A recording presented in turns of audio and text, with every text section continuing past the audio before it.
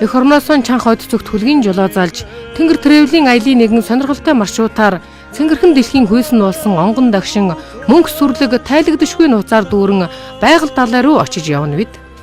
Түжийн арс шивээ хягт сэлэнг мөрөн итгэл тамб Бурят зун байгаль далай.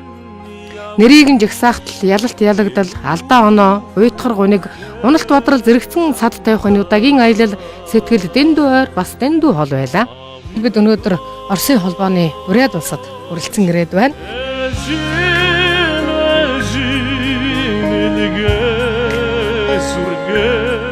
Ингээд байгаль нуурын хоёр талаар сэлэнг мөрөн зүлх мөрний сав саяаны өндөр уулс Енисей мөрний их тагн хуваагаар тархан нутаглаж байсан эрт цагийн ойн иргэд хойдуудын мах цусныхан тасархай Бурят зооны нутагт зорин очсон аян замын тэмдэглэлэн үзэгч та бүхэнд одоо хүргэе.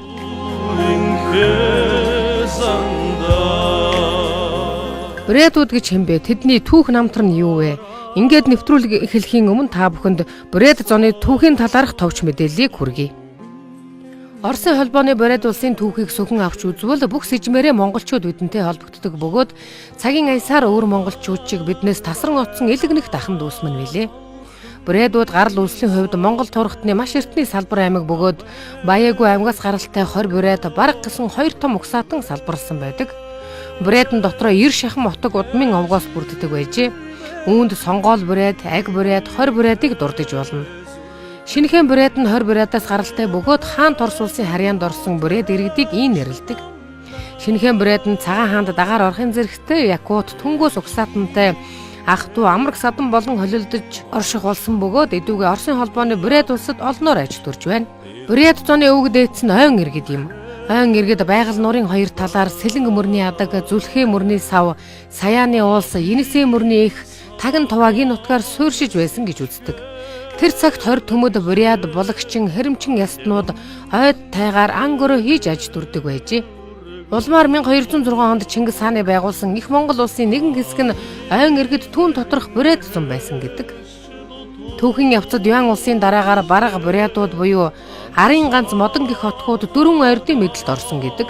15 дугаар зуунд ойрд буюу баруун монголчууд өрн зүг нүүж бараг Бурят аймагуд зүүн Монголын Батмөх Даян хааны харьяат болоод 6 төмөн Монголын 103 төмний нэг Урянхай төмний бүрэлдэхүүнд багтаж байжээ.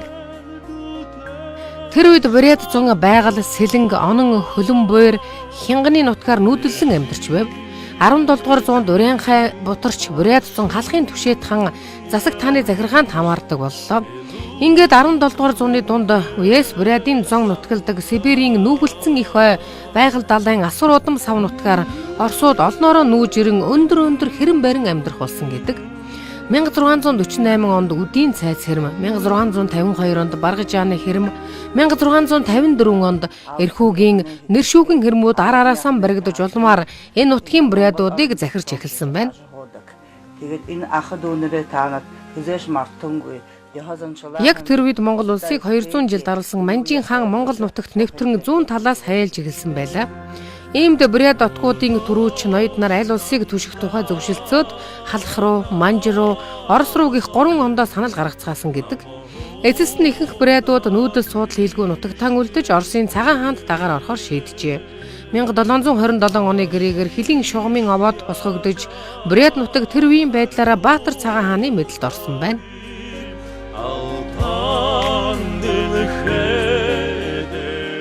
Хожим 1917 оны октябрийн хусгалын дараа Бурятын газар нутаг нэг хэсэгтээ цагаан арин болон Япон улсад эзлэгдэж байсан бөгөөд 1920 онд Алс орнуудын бүгд наримдах улс дээд үдэд нийслэлтэйгээр оршин тогтножээ.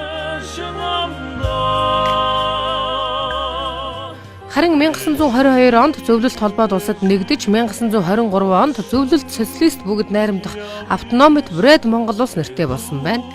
Улмаар он жилүүд хөвөрсөөр 1991 оны босгон дээр Оросын холбооны улс тусгаар тогтноход одоогийн эр хэмжээ нэрээ олсон гэдэг. Мөн онд буюу 1991 оны 5 сарын 27-нд бүгд найрамдах Бурят улс болгож нэрээ өөрчилсөн бөгөөд энэ оны 12 сарын 25-нд зөвлөлт холбоод улс задрахад Оросын холбооны бүрэлдэхүүнд үлдсэн байна. Улаан хот нь 1666 онд байгуулагдсан гэж тоологддог ч үүнээс өмнө Сэлэнг үд голын бэлчээр дээр том суурин байсны улмар олноор олддог. Уул нутгийн хүмүүс тус хотыг Удинск гэж нэрлэж, хотыг дайран өмнө тийш зурайх замыг хааны дуутай зам гэж нэрийджээ. Урд энэ зам дээр Орос, Монгол, Хятад наймаачид бараа тавааран арилжиж, дараа нь энэ зам өрн дорн Европ, Азийг холбосон алдарт цайны зам хэмээн нэрлэгдсэн билээ. Эдүүгээ Брэдийн нийслэл хот нь Дорн Сибирийн эдийн засаг, соёл урлаг, боловсрол, шинжлэх ухааны төв бөгөөд харьцангуй залуу, эрчимтэй хөгжиж байгаа хот болоод байна.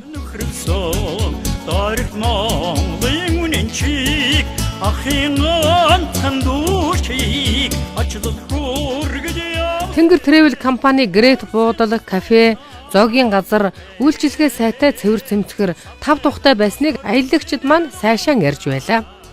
Нийслэл хотоос 300 гаруй километрийг туулан хектар хөлийн дээс алхаж, цаашаа 240 км замыг туулан Улаан-Уд хотод очдог аялагчид маань баггүй аян шиж, ундаасах тул тог тухтай зочид буудал, зоогийн газрын амт чанартай хоол нь хурдан сэргэж, эрч хүч авахд нэн тустай байлаа.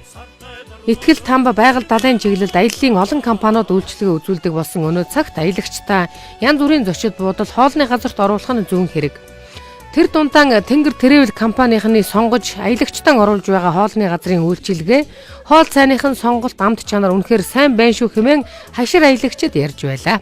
Монголчууд бидний сайн мэдэх, бас олон удаа очиж байсан Улаан-Уд очих тоолонд өнгө зүсээн улам өөрчилж, улам сайхан болсоор байна. Тэмдэглэлт баярын үеэр Улаан-Уд хот илүү дэгжин өнгө жавхаатай болдог ажээ. Арбатын гудамжинд үзэж сонирхох, нүд байсгах сайхан зүйлс дүүрэн. Баярын өдөр болоод ч тэрөө хөл хөдөлгөөн ихтэй одоо юмор хөлгөсөн сүүх тэрэг, хүүхэд багчууд байсгах элдв зүйлс, төрөл бүрийн урлагийн тоглолтууд, жуулчдад зориулсан чанартай бэлэг дурсгал дүүрэн өрөөстэй. Ингээд бид Улаан-Удын төв талбай Арбатын гудамжаар зугаалсныхаа дараа энд ирсэн Монгол хүн бүрийн уламжлалаар Орос дэлгүүрүүдээр орсон билээ.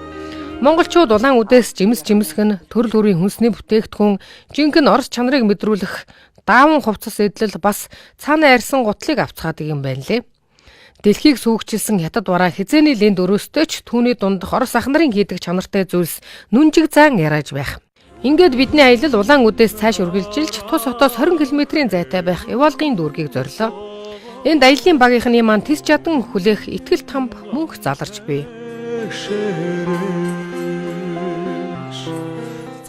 2000 оноос эхлэн шуугиан тарж газрын хөрсөн дур 75 жил болсны дараа өөрийнх нь захиасаар дахин гаргаж ирсэн итгэл тамб хэмээх гэгэнтэн чухам хэм бэ? Байгалийн шинжлэх ухаан, биологийн шинжлэх ухаан, физикийн шинжлэх ухааныг мухардалд оруулж, одоо ч бие махбод нь халуун дүүгэлээд амьд байгаа энэ боддын гэгэнтэн шиг өөр нэгэн цэнхэрхэн дэлхийн хэдэн тэрбум хүн дотор яагаад алга байна вэ? Жирийн хүн шиг амьдарч явсан 75 жил. Бусдын амьдраагүйгээр газрын хөрсөн дор очирт завилгаагаар завилан болоотой суусан 75 жил. Гарч ирээд Ивалгын дацанд заларч буй 12 жил. Нийт 162 жилийн настай энэхүү гэгэнтэнг өнөөгийн агуу шинжлэх ухаан яагаад тайлбарлаж чадахгүй байна вэ? Яагаад? Хүн төрлөختөн хөгжиж дэвшиж байгаа шүүр салдан ярдагч итгэл тамбын энэ байдлыг тайлбарлах шинжлэх ухаангүй байгаа нь юуг хэлнэ вэ? Энэ мэд гайхаж бишрэхээс өөр сэрэл мэдрэмжийг утгагүй болгон мөнгө оршиж буй итгэл тамбад биднийг бараалхуулахаар авчирсан Тэнгэр Travel компанийханд нэгэн насаараа барилж явхан аялагчид ярьдаг нь аргагүй мэт. Ингээд Тэнгэр Travel-ийн энэхүү маршрутын оргил хэсэг нь яалтч үгүй Ивалгын дацанд заларсан итгэл тамб байлаа. Олон зуун километрийг туулан энэ насны амьдрал, үр хүүхдийн ирээдүй, ажил үйлсээ даатгахаар ирсэн монголчуудын сүсэг бишрэл гэгэн ариун байдгийг далай багш хэлдэг. Гагцхүү альвааг мухар сохроор сайн юм гисэн гээд шүтэх биш, мөн чанарыг нь ухаарч, халууд үгсэн эрчим энергийг нь мэдэрч чадвал итгэл тамбад бараалхаж мөрөгөх нь амьдралын бас нэгэн жаргал болохыг мэдэрч болно. Уулын хөндийн нуур цөөрөм, өтгөн шигүй ой модод хаяа харагдах эртний хийцийн Орос байшингууд, хуурай газрын хамгийн их ус, хамгийн их ой моддын зөөхөн зах хэсэг нь л Монгол улсын хойд руу ороод дуустдаг аж.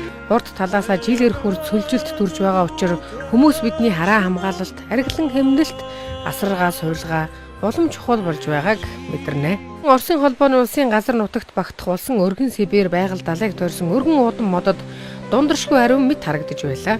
Ингээд Дорнод Сибирийн газар нутагт асар том талбайг эзлэн орших дэлхийн хамгийн цэнгэг ундны усны сав болсон байгаль нуурын тухай одоо танилцуулъя. Бүр сүүлхний баримт цөхүүл 17 дугаар зууны үед хязгаар нь харагдахгүй их нуурыг анх үзсэн Оросын судлаачид казак цэргүүд түүнийг далай буюу их ус гэж дуалцсан байна. Эннээс өмнө амьдарч байсан тэнгэр шүтлэгт нүүдэлчид байгаль нуурыг далайн нуур, харин эвенкууд лама буюу тэнгис гэж нэрлэж байлаа. Ер нь л үеийн үед агуу их ус гэсэн утга санаа байгаль далайн нэрнээс салаагүй юм.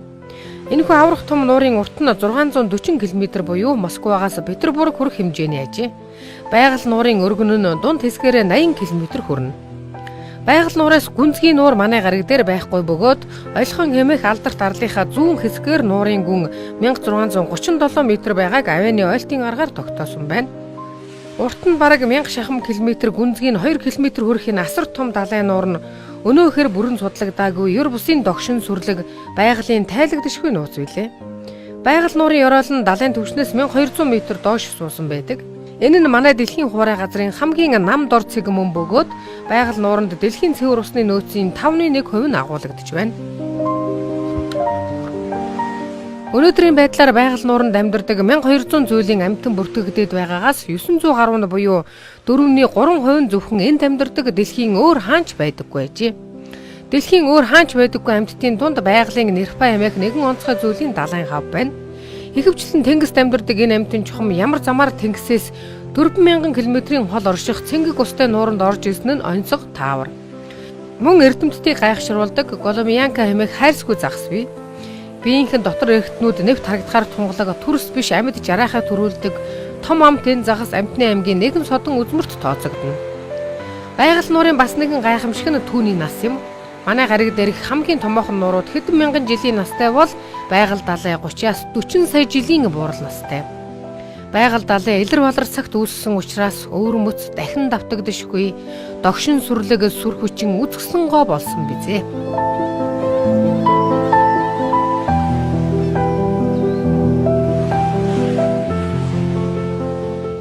Аялагчид маань өргөн Сибирийн хөвч тайгын хүчил төрөгчийн илүүдэл гэмээр дэндүү цэнгэг агаараар амьсгалж байгаль далай дээгүүр усан онгоцоор зугаалж далайн эрхийн торгон цагаан элсэн дээр амарлаа. Мөн өвг дээдсийн өгсөн их ухаарлаар байгаль далайн усыг духандаан хүргэн адсавч басгүй амсч усанд нь норж ариулслаа.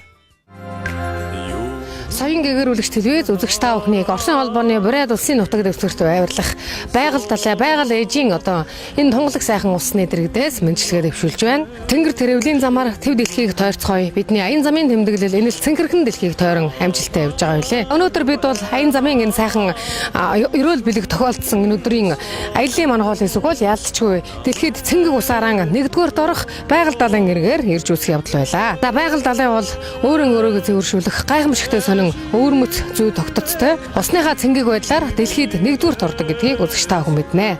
За энэ байгаль далайр 3 том мөрөн цутгаж ордгийн нэг нь Монголын газар нутгаас урсан гардаг сэлэнг мөрөн сэлэн гэж байгаа. Сэлэнг мөрөн бол гадагшаан урсгалтай мөрөн бөгөөд явсаар байгаад энэ байгаль далай руу цутган орж энэхүү их хөлгүй их тэнгис далайд нийлдэг байна. Өнөөдөр байгаль далайн энэ гайхамшигтай сайхан эрчим энерги дүүрэн уснаас ундаалж мөн энэхүү орчин тойрны өнөөдөр ч онгон дагшнараа байгаа байгалийн үзэсгэлэн цэнгэг агаараар цээж дүүрэн амьсгалж олон адал явдал дүүрэн аяллуудаар ертөнцийг тойрон аялсаар байгаарай хэмээн хүрээж байна. Ийхүү тужийн нарс шивээ хаагт саяаны нуруу өргөн Сибирь итгэл там байгаль далай тийс зүтгэсэн бидний аялал өндөрлөж байна.